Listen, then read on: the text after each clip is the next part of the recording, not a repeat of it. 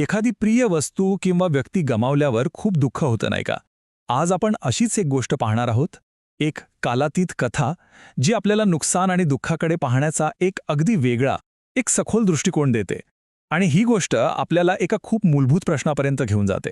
हा प्रश्न खरं तर खूप खोल आहे आणि आपल्या सगळ्यांच्या मनात कधी ना कधी तो येतोच. तर आजची ही बौद्ध कथा आपल्याला याचं उत्तर शोधायला मदत करेल, एक मार्ग दाखवेल. चला तर मग या कथेत जरा खोलवर शिरूया.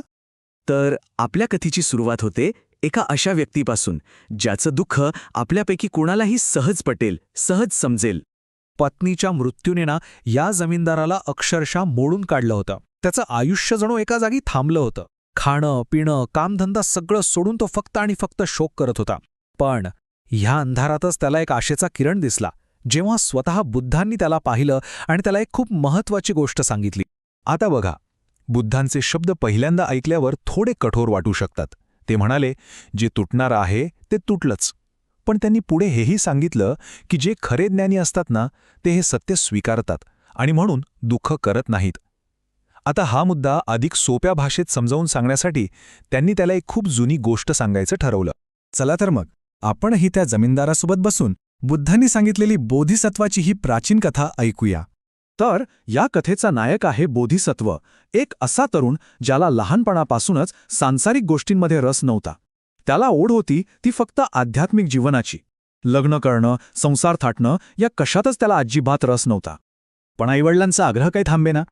म्हणून मग त्याने एक युक्ती केली. लग्नासाठी त्याने एक अशी अट ठेवली जी कोणालाच पूर्ण करता येणार नाही असं त्याला वाटलं. त्याला खात्रीच होती की अशी मुलगी या जगात कुठे सापडणारच नाही आणि आपोआप आपलं लग्न टळेल.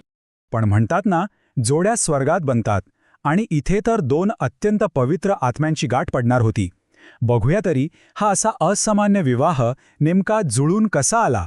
बघा, जसा आपला बोधिसत्व होता ना, अगदी तशीच होती काशी राज्यातली सम्मिल्य भासिनी.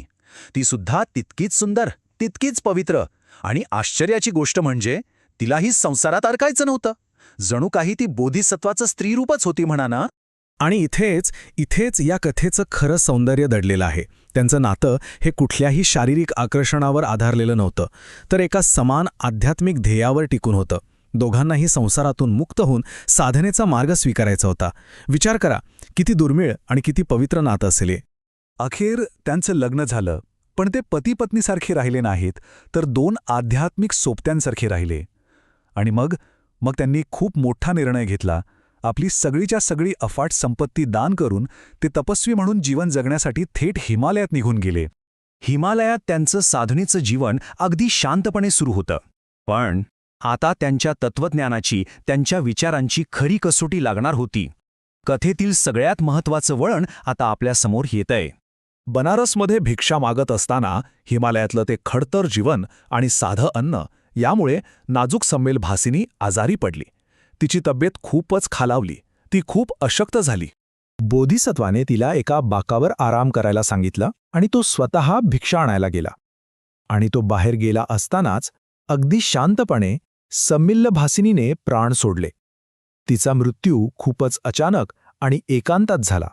तिचं ते सुंदर पण निष्प्राण शरीर पाहून आजूबाजूचे लोक खूप भावूक झाले. तिच्या भोवती गर्दी जमली. लोक मोठ्याने रडू लागले, विलाप करू लागले. तिथे दुःखाचा आणि गोंधळाचा एकच कल्लोळ माजला होता. पण या सगळ्याच्या अगदी उलट बोधिसत्वाची प्रतिक्रिया धक्कादायकपणे शांत होती. जेव्हा बोधिसत्व परत आला, त्याने आपल्या पत्नीला मृत पाहिलं. पण तो अजिबातच विचलित झाला नाही. त्याने फक्त इतकंच म्हटलं, ज्या गोष्टीमध्ये विरघळण्याचा गुणधर्म आहे ती विरघळली, जे नाशवंत आहे ते नष्ट झालं. आणि मग तो शांतपणे आपलं जेवण जीवू लागला. आता विचार करा, बोधिसत्वाची ही अशी अविश्वसनीय शांतता पाहून जमलेले लोक किती चकित झाले असतील. तेव्हा त्याने त्या लोकांना आपल्या तत्त्वज्ञानाचं सार सांगितलं, म्हणजेच अशोकाचं ज्ञान. काय होतं बरं हे ज्ञान? पहिल्या श्लोकात तो मृत्यूचा स्वीकार करतो. तो म्हणतो, हे सुंदर सम्मिल्य भासिनी, तू आता मृत्यूच्या स्वाधीन झाली आहेस. तू माझ्यासाठी कायमची हरवली आहेस. मग मी तुझ्यासाठी अश्रू का ढाळावेत? म्हणजे बघा, ही नुकसानीची एक स्पष्ट स्वीकृती आहे. इथे ना एक खूप मोठा विचार दडलेला आहे. तो म्हणतो, जे आपल्याला फक्त उधार मिळालं आहे त्यासाठी माणसांनी शोक का करावा? म्हणजे आपलं आयुष्य, आपली नाती ही आपली कायमची मालमत्ता नाहीये. ती आपल्याला काही काळासाठी उधार मिळालेली आहेत आणि जी गोष्ट उधार असते ती कधी ना कधी परत करावीच लागते. मृत्यू हेच ते अंतिम सत्य आहे. पुढचा श्लोक तर आपल्याला जीवनाच्या क्षणभंगुरतेची आणि मृत्यूच्या अटळतेची आठवण करून देतो. तो म्हणतो, माणूस उभा असो, बसलेला असो, चालत असो किंवा विश्रांती घेत असो, अगदी डोळ्याची पापणी लवते न लवते तोच एका क्षणात मृत्यू जवळ येतो. हेच जीवनाचं अंतिम सत्य आहे. आणि मग शेवटचा श्लोक हा आपल्याला या सगळ्या ज्ञानाचा व्यावहारिक उपयोग काय आहे ते सांगतो. मी जीवनाला अस्थिर मानतो, मित्रांचं नुकसान हे अटळ आहे, म्हणून जे गेले त्यांच्यासाठी शोक करण्याऐवजी जे जिवंत आहेत त्यांची कदर करा, कारण नुकसान हे अटळ आहे. तर ही होती बोधिसत्वाची कथा. आता ही प्राचीन कथा ऐकल्यानंतर त्या दुःखी जमीनदारावर काय परिणाम झाला असेल? चला आता आपण पुन्हा आपल्या मूळ कथेकडे वळूया. तर मग बोधिसत्वाची ही शिकवण आपल्याला दुःखातून बाहेर पडण्याचा एक सरळ 4 पायऱ्यांचा मार्ग दाखवते. पहिलं, जीवन अनित्य आहे हे मान्य करा. दुसरं, जे प्रिय आहे ते उधार मिळालं आहे हे ओळखा. तिसरं, मृत्यू अटळ आहे हे समजून घ्या. आणि म्हणून चौथं, जे जिवंत आहेत त्यांची कदर करा आणि जे गेले त्याचा शोक करू नका. हे एक साधं तार्किक सूत्र आहे. जर आपण जीवनाच्या या स्वरूपाला मनापासून स्वीकारलं तर शोकातून मुक्त होऊ शकतो. आणि झालंही तसंच. ही कथा ऐकून त्या जमीनदाराला शांती मिळाली. त्याने आपल्या दुःखावर मात केली.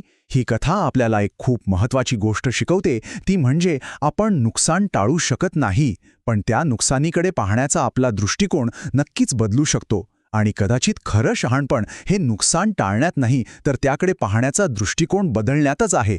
विचार करायला लावणारा प्रश्न आहे नाही का?